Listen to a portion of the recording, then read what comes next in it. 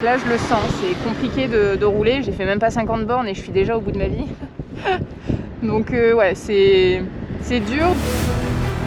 Alors je sais pas du tout quelle route j'ai prise.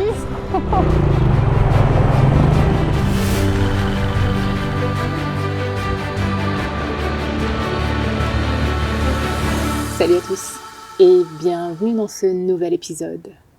Après cette très belle visite de Khiva, il est temps pour moi de faire demi-tour et de revenir sur mes pas car d'ici peu, je compte passer au Tadjikistan.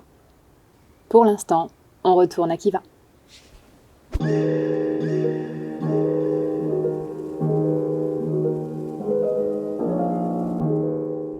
Avant de partir de Khiva, petit-déj avec vue sur les remparts.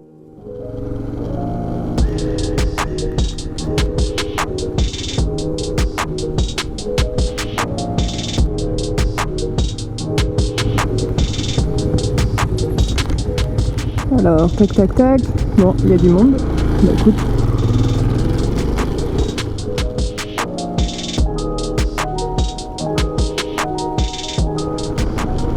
Une nouvelle journée au départ de Riva. Je sais pas encore exactement où est-ce que je vais m'arrêter ce soir. Pour l'instant, c'est le suspense. Ça sera sûrement aux alentours de Bukhara. On verra selon la fatigue, selon ce qui se passe aujourd'hui sur la route. Suspense. Bon, alors cette fois-ci, c'est pas Google que je suis, c'est Maps.me pour aller voir des forteresses. Bon là, clairement, c'est plus de la piste. Enfin, c'est plus de la route, c'est de la piste. Bon, au moins, c'est pas du sable, c'est dur, c'est déjà ça. En même temps, c'est des petits villages fermiers, on va dire agricoles. Donc, je pense que c'est plus des tracteurs qui passent ici que réellement des voitures. D'où l'état de la piste. Je ne me plains pas, hein. Au final, c'est aussi ce genre d'endroit que je cherche en prenant des chemins de traverse.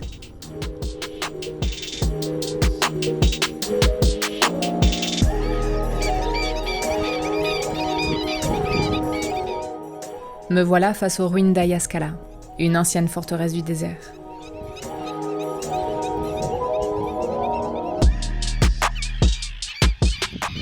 À part ces oiseaux plutôt bavards, il n'y a quasiment personne ici.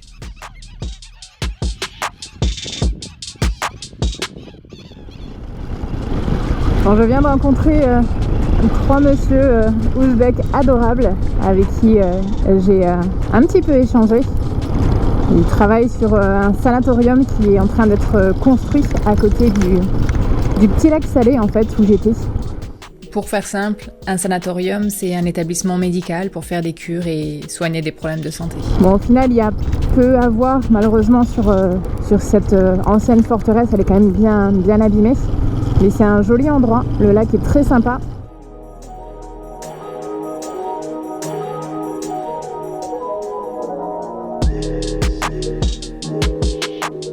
Alors, le train. Première fois que je vois le train ici en Ouzbékistan.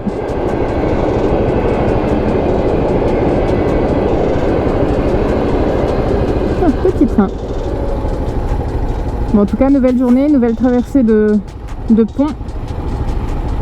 Et c'est encore un autre pont, c'est pas celui que prennent les gens habituellement. Oh. Francia da.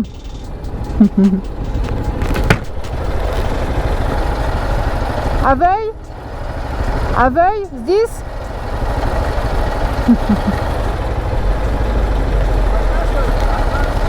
Да. Одна.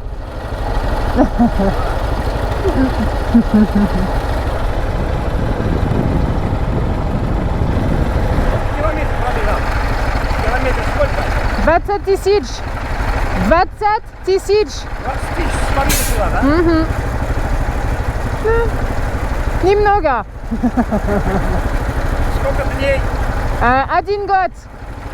Один ночь? En regardant la vidéo, j'ai réalisé qu'on ne s'était pas compris. 20 тысяч. Je lui disais que j'avais voyagé pendant 1 an, Adin Got, et il a compris Adna Noche, une nuit. Je comprends mieux son étonnement. Je vais essayer de m'avancer un petit peu pour éviter de me taper les pots d'échappement. Au final, mon plan a été un échec. Je voulais rester sur des routes secondaires et longer la rivière pour rester au frais, mais au bout d'un moment, la route se termine par une piste de sable et interdiction de passer. Les ouvriers présents sur place m'ont alors dit que je devais faire demi-tour sur plus de 30 km. Tant pis, je vais reprendre la voie rapide et mourir de chaud et d'ennui. Sur cette interminable ligne droite entourée de sable, un vrai four à cette heure-ci.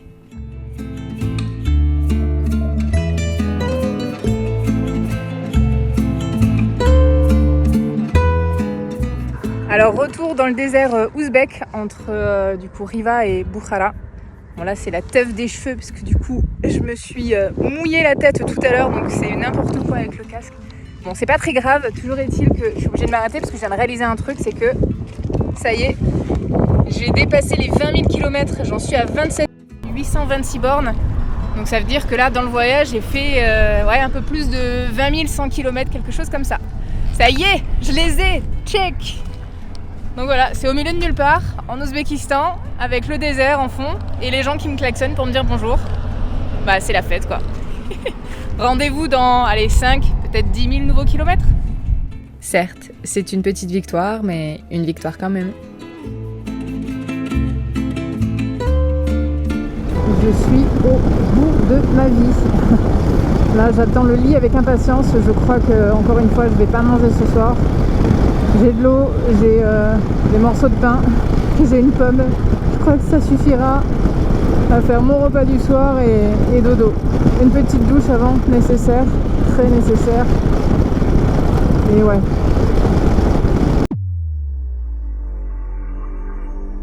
Après une courte nuit, je reprends la route. Là j'avoue que pour l'instant la motivation n'est pas au beau fixe.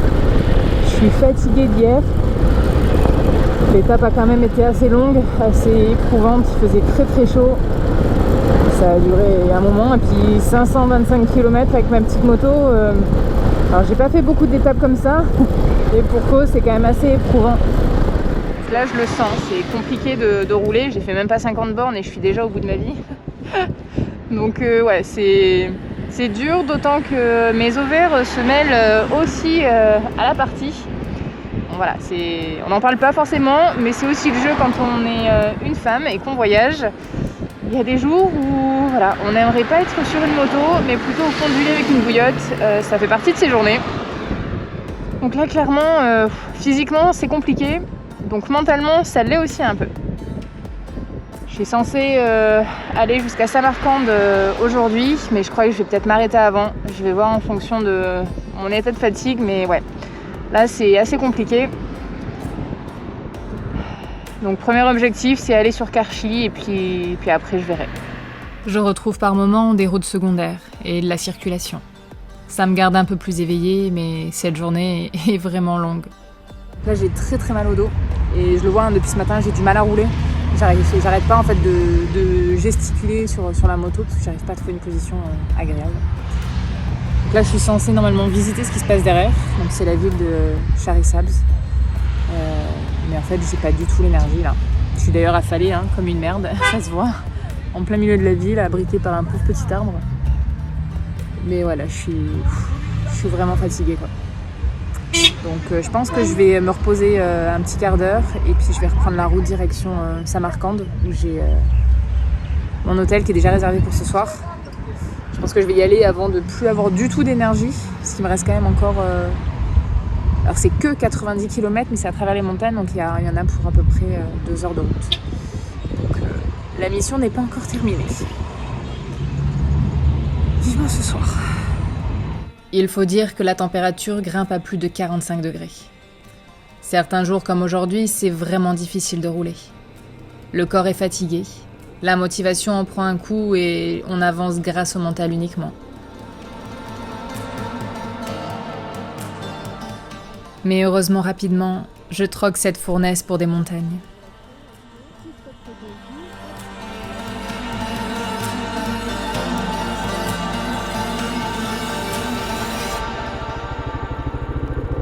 Magnifique. Vivre ces beaux paysages de montagne qui me changent les idées. Et surtout, qui apportent un peu de frais.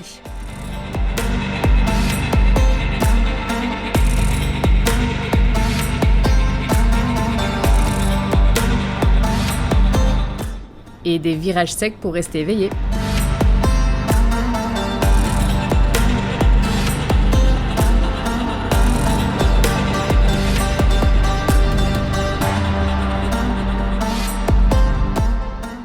Je ne suis plus très loin de Samarcande.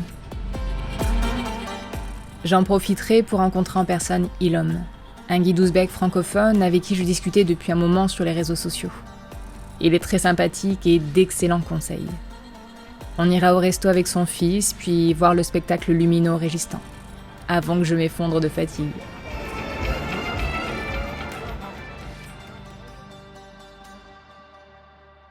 Ces derniers jours ont été vraiment intenses. Il va falloir que je ralentisse le rythme. Alors, je m'accorde du temps sur Samarcande, avant de reprendre la route, direction le Tadjikistan. Aujourd'hui, je reprends la route, mais je serai accompagnée par Patrick, un Allemand que j'ai rencontré il y a quelques jours à Khiva. On va faire la Pamir-Rewa ensemble. Mais d'abord, direction Dushanbe au Tadjikistan. On va prendre la route de Panjikent, qui passe au milieu des montagnes. Ça promet des paysages de dingue. Ça y est, nouvelle frontière de passé, nous voilà au Tadjikistan. Wouhou! Bon, ça a été un peu long à la frontière, surtout côté tadjik, pour faire le papier d'importation temporaire de la moto. Alors pour le coup, on n'a pas le droit à 2 semaines, mais à 2 mois.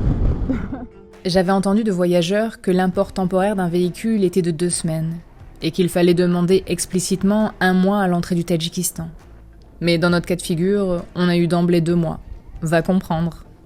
En tout cas, l'ambiance au poste de douane était très détendue. J'ai échangé un peu avec l'un des douaniers qui m'a appris quelques mots en tadjik. Bonjour se dit salam. Merci rahmat. Comme au Kyrgyzstan et Ouzbékistan en fait. Il m'a aussi appris un autre mot, mais il rigolait tellement avec son collègue que je me doutais bien que ce n'était pas très approprié. Ce qui m'a été confirmé par un ami tadjik le soir même.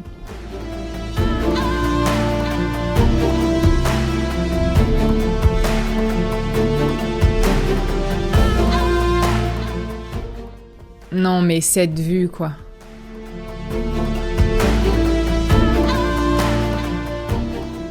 Ce qui est sûr, c'est que la route entre Panjikent et Dushanbe est juste canon. On passe au milieu de montagnes grandioses et on longe Zerafshan, qui veut dire littéralement le semeur d'or en persan. C'est une rivière de 780 km qui traverse le Tadjikistan, Ouzbékistan et Turkménistan. La route est parfaite. Il y a plein de virages au milieu de paysages d'altitude. Que demander de plus ?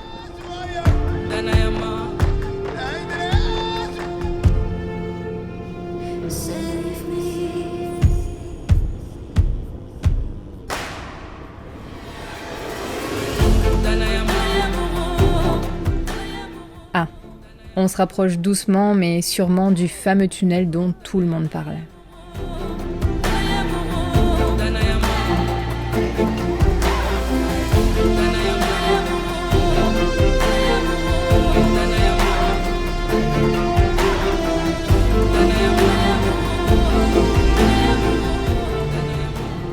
Le voilà, le tunnel d'Anzob.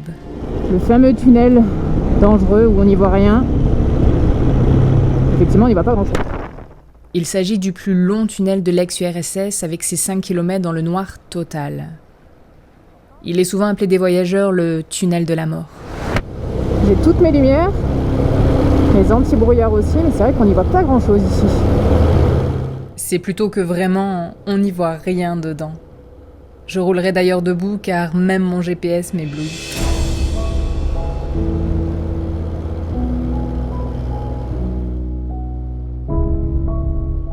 Il y fait en plus un froid de canard. Ça sent les gaz d'échappement coincés en brouillard épais par endroits. En plus c'est glissant, enfin c'est mouillé donc sûrement glissant. Bon déjà il n'y a pas de vaches, comme en Géorgie c'est déjà pas mal. La route est plate, il n'y a pas de trous. Ça pourrait être pire. Mais c'est vrai que c'est pas terrible en termes de vision. Et si, l'asphalte a un peu endommagé sur la fin. 5 km de pur bonheur. Façon de parler. Ce tunnel se trouve à 2700 mètres d'altitude et permet de passer les monts Issar. À titre indicatif, le sommet le plus haut de ces monts culmine à 4643 mètres d'altitude. Ça explique cette vue magnifique. Ici, on se sent tout petit. Le TAD promet déjà des paysages juste dingues.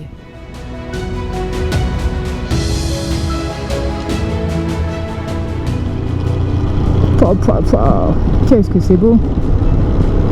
Magnifique!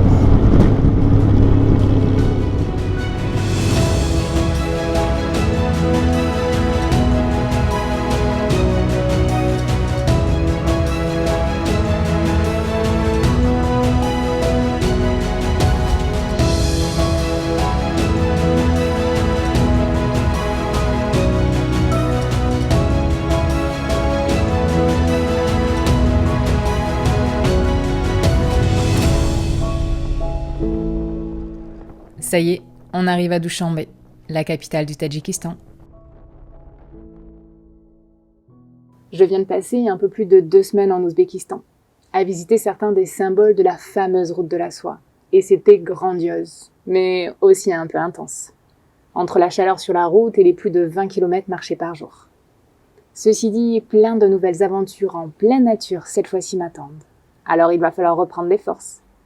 En attendant, je vous dis à très bientôt pour de prochaines vidéos. Salut!